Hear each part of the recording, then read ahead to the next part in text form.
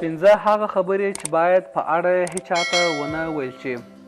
د دې خبرو په اړه باید د هیچا سره بحث ونه شي.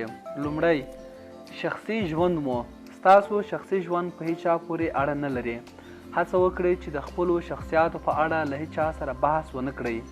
که چیرې مو د ژوند په اړه شخصي رازونه له هر چا سره شریک کړئ، نو مقابل شخص مو په اړه ډیر ژر قضاوت کولی شي. که دا عادت لرئ، نو دا مو د ژوند یوه کمزورې نقطه ده. هغه کسان چې د شخصي ژوند په اړه هر څه نه شریکوي، نسبت هغه کسانو ته چې هر څه وایي سنګین، باعزته او شخصیت لرونکي وي. دوهم، ښه اقدامات او زړورتیا مو. ستاسو مرسته کول نه باید نړیواله شي. ستاسو زړورتیا همدا ستاسو پټ راز ښه ستایلی شي. مرسته کول مو پټ راز نه دی، خو د دې کارونو په ډاګه کول مو زړورتیا ته ضربه رسولی شي. دریم، خپل د کورنۍ خفګان. ټولې کورنۍ په خپلو کې ستونزې او ناراحتۍ لري، خو دا باید موږ تحمل کړو، ځکه دا داسې څه نه دي چې موږ یې دنیا ته ووایو. د ځینو ستونزو په اړه خپلو نږدې دوستانو ته بیانول کولی شي ستاسو سره د هغوی په حل کې مرسته وکړای شي.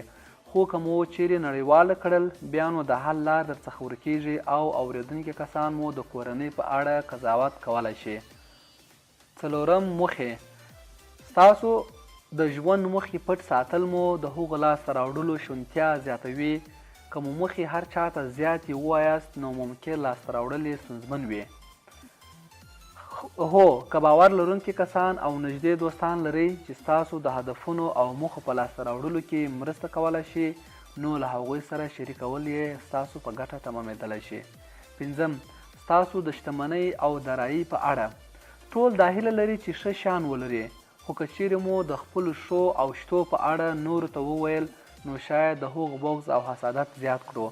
ستاسو د شتوالي پټ ساتل دا ګټې لري چې هم یې ښه وکارولی شي او هم د نورو څخه له بغض څخه په امن اوسئ.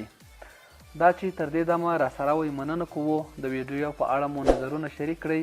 که چیرې مو خوښه شوې وي، نو لایک او له دوستانو سره یې شریکه کړئ.